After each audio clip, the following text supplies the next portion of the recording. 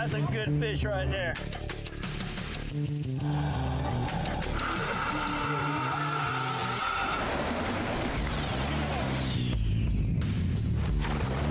There we go, girl. Woo, man.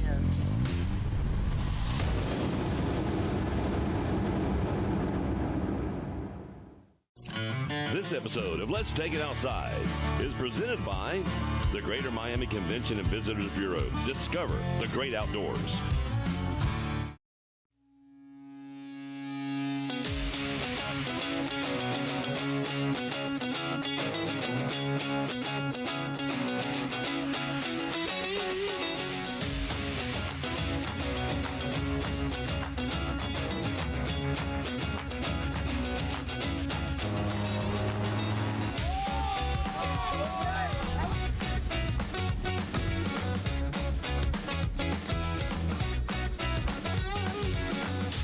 We have just arrived in Miami and are ready for outdoor adventure. Our first stop is getting checked into the Intercontinental Hotel in downtown. They offer all the amenities you desire and the perfect location for outdoor adventure. First stop is sampling the Cuban culture in Little Havana.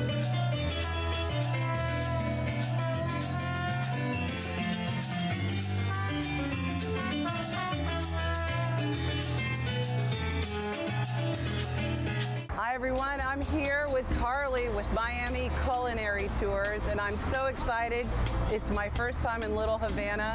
What are we going to do today? All right, well, welcome to Little Havana, you guys. I'm Carly again with Miami Culinary Tours. I have a beautiful tour planned out for you. We're going to be here visiting Little Havana today, all the local businesses. This area is actually founded on small businesses and local businesses, so that's what we're going to be up to today. We're going to start down here at El Pub. We're going to be having Cuban empanadas and Cafe Cubano, Cuban coffee. Wonderful, I'm starving.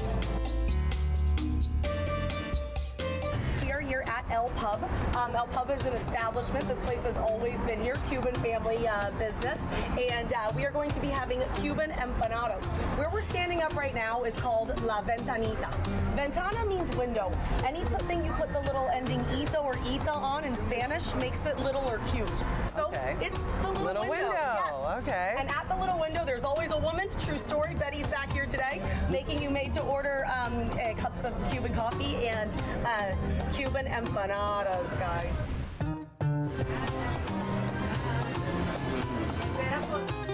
No meal is complete in Little Havana without a cafe con leche.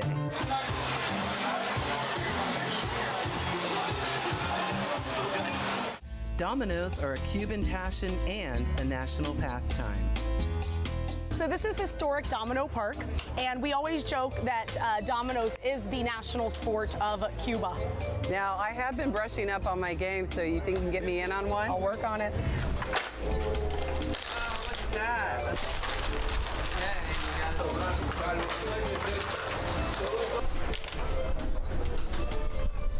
Okay, 5 or 6?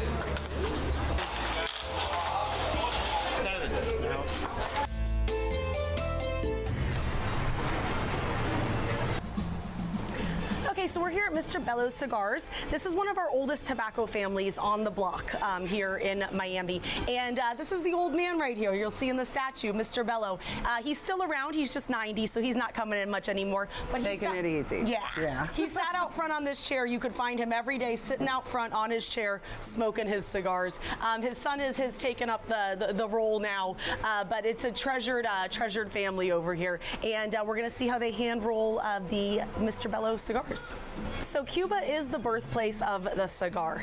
The Cubans have been making cigars in the United States for centuries now, but it really got perfected in the 1960s. So what the Cubans did is they figured out that they could still continue to roll Cuban cigars without having to buy them from Cuba. So what these tobacco families and the tobacco farmers did is they gathered up the seeds to their Cuban tobacco plants and they fled Cuba and they started farms with Cuban seeds in countries that we do business with, okay? okay? So Nicaragua and Dominican Republic. These leaves are from Nicaragua, but it's the Cuban seeds that are planted, and they are farmed by the Cuban tobacco farmers. After that, the leaves are matured, they're harvested, and they're hung up to dry. The raw materials are shipped over here to Miami, where they are rolled into Cuban cigars right here. Every step is exact to how it is done in Cuba. The only difference is that little stop that the plant's made. These are just as fine of cigars, if not better, than cigars you can buy in Cuba. And you can buy them right here in Miami in Little Havana. Yeah. It's so amazing to watch them do that because they're just so quick. And I know that I'd be sitting there for hours just trying to do one.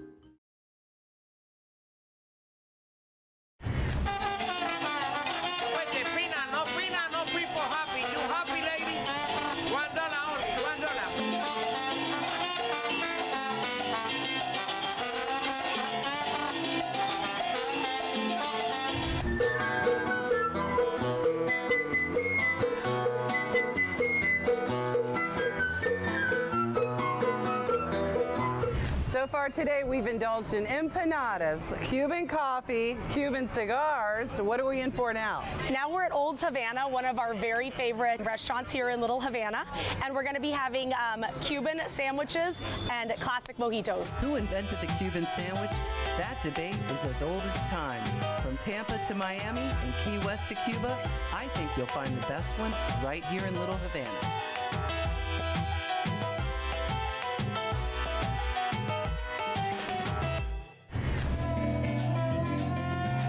Little Havana is part of what makes Miami such a dynamic cultural destination.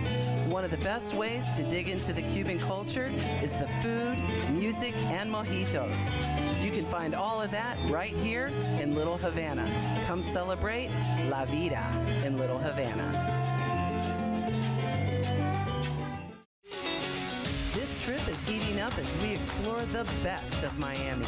We're headed out of the city and into the Florida Everglades, getting ready for some high-speed adventure at the Everglades Alligator Farm.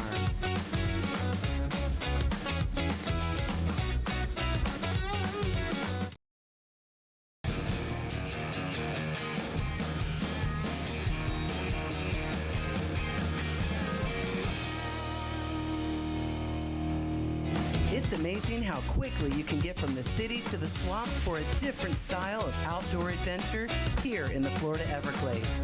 We have just arrived at the Everglades Alligator Farm. Get ready, boys. Breakfast is served. This morning I'm here at the Everglades Alligator Farm, and it's breakfast time, and we're going to have a really cool alligator experience. Tell me what we're going to do. So in this pond we have about 500 10 to 14 foot alligators, and they are looking for some breakfast. They look like they're ready. They do look like they're ready. As soon as we walked out here, they just came from other sides of the pond and just started piling up. And this is an experience that really anybody can have here at the Everglades Alligator Farm, right? Absolutely. We do this for all of our alligator encounter packages, and not only does it come with this, but holding the different sizes and really learning how to become a little bit similar to an alligator or animal handler. The natives are getting restless, so let's open up the breakfast buffet.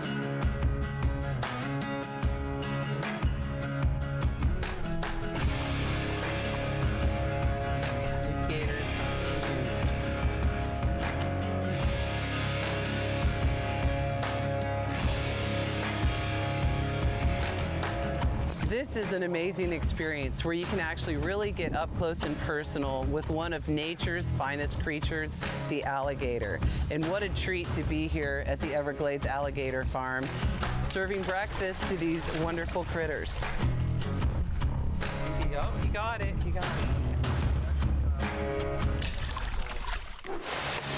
The Alligator Farm is home to a wide variety of species, from birds, reptiles to emus. But now, it's time to go for a ride. Hey everybody, welcome to Misty's exciting airboat ride in the Everglades. I'm new at this, so we're gonna go out and have a good time. You may not make it back, gonna have a blast.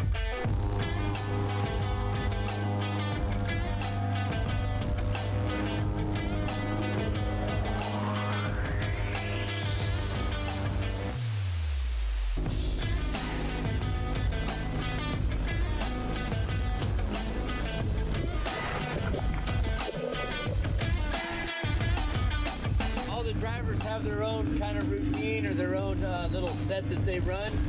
No two drivers do the same spins in the same spots. We all kind of have our own little deal. Yeah. Wherever we think we can get away with it, you know, without getting stuck, we all kind of pull our own little route here. That's awesome.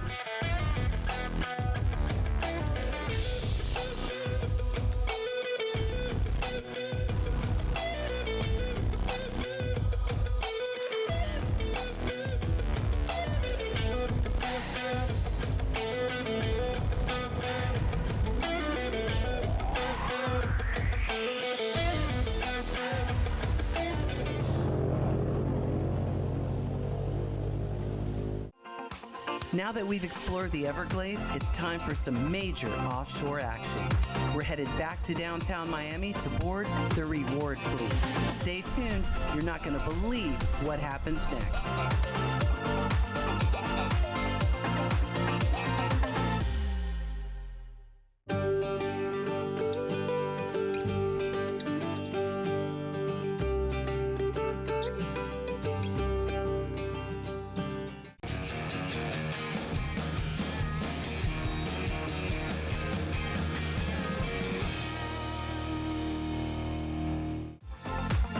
Miami offers some of the best fishing on the east coast of Florida. It's amazing. You can be in over 400 feet of water in just minutes from the dock, and the variety of species is unreal. We are headed offshore on the Reward Fleet with Captain Marty. And how long have you been working on the water? Probably 40 years. Oh, so since you were 2. No, I'm a little bit older than that. So how far are we heading out and how deep are we going to fish? What are we We're doing? heading out just outside of the third reef. There's some spots that we've been fishing that have been producing a lot of undersized mutton snappers, some keeper mutton snappers. What's the size limit on muttons? Muttons are 18 inches. Okay. We're going to make a drift or two out there in the deep water, then we're going to go in and see if we can find some yellow eye snappers or vermilion snappers. These fish are moving through now. They're migrating and they're Right. spawning here. They come and go. They come and go. So- Well, that's why if it was easy, everybody would do it, Marty. Well, I'm ready. I'm ready to go put on some I hope fish. you And brought your luck today. I did. I brought my lucky shoes. On the way offshore, Hector and Logan are cutting bait and rigging rods, getting us ready for some catching. As soon as we got to the reef and dropped down, I got hooked up right away. I couldn't believe my luck, but little did I know, a beast was on the other end. 30 minutes into the fight, I finally raised this fish to the surface.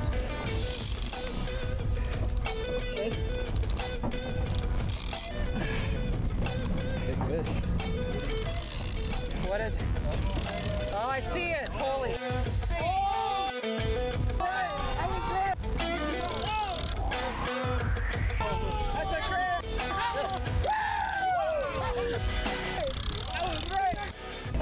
Bring it in! Bring it in! I'm trying. That fish isn't ready yet. Okay. Okay? Okay. Let her bring the fish to the boat. Okay. Whoa! Hey, Logan. Yeah. That's a great. I know. Great hammerhead. It's a hammerhead, right? Great hammerhead. Mahi! Mahi! Get the jigs out! Let's out! Hey!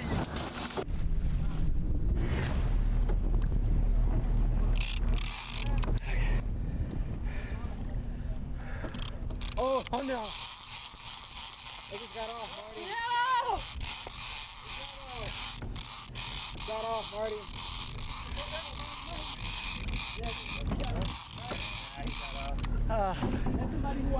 Hold the hook. I lost it.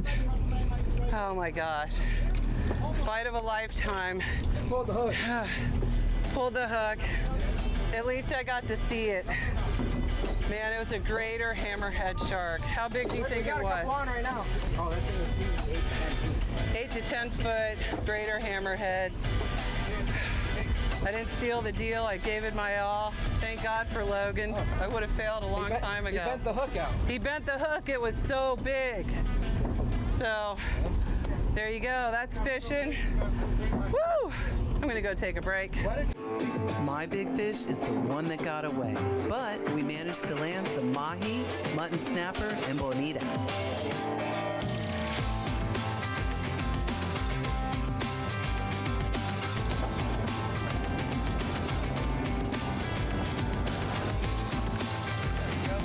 There you go.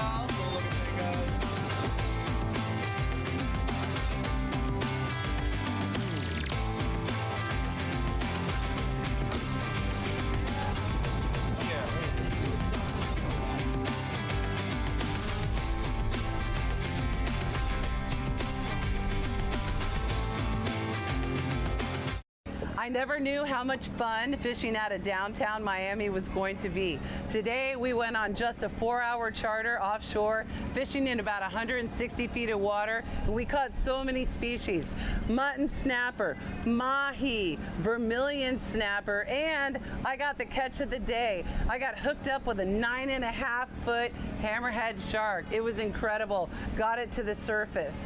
Now they estimate it weighed about 500 pounds, but the way my arms feel, I'm gonna say 2,000. I'm telling you, when you come to Miami, you've got to go fishing.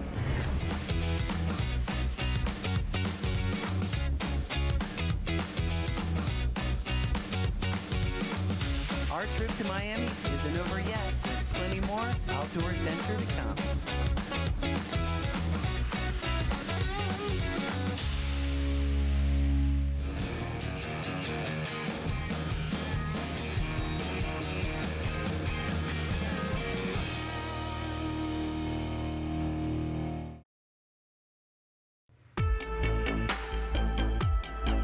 Downtown Miami offers both offshore and inshore adventures.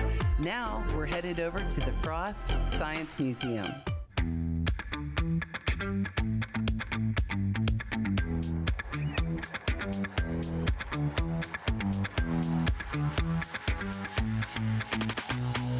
So right behind me is the Oculus. It's a 31-foot acrylic lens that weighs over 60,000 pounds. They designed it to take advantage of the physics of light to basically create a borderless ocean. It's amazing. You definitely have to come see it.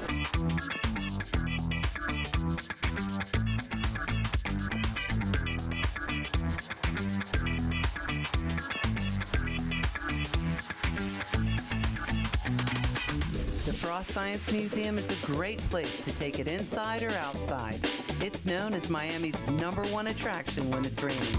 And don't forget to check out the top floor.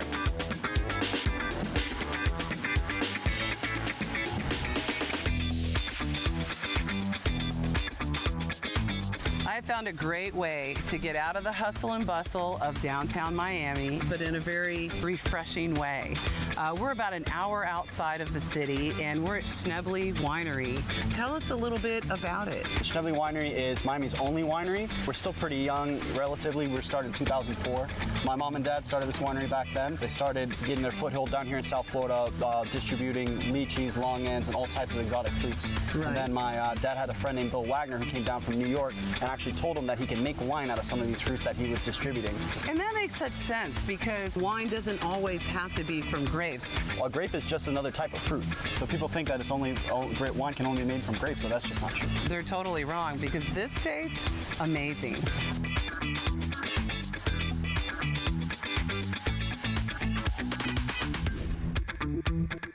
If wine isn't your thing, don't worry. There's a brewery on property right in the back.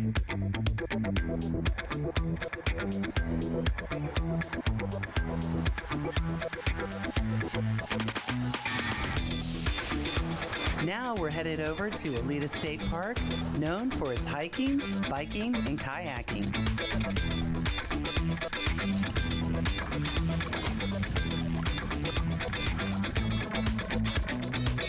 I bet you didn't know, this existed right in the heart of Sunny Isles.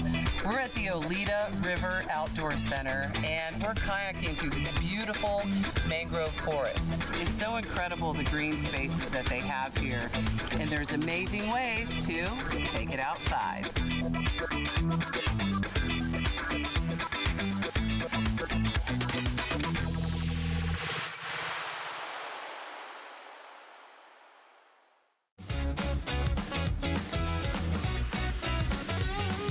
Wow, what an amazing time we've had in Miami. We've experienced everything from Little Havana's Cuban culture to the excitement of the Everglades Alligator Farm and had an epic offshore adventure. Miami is a great way to take it outside.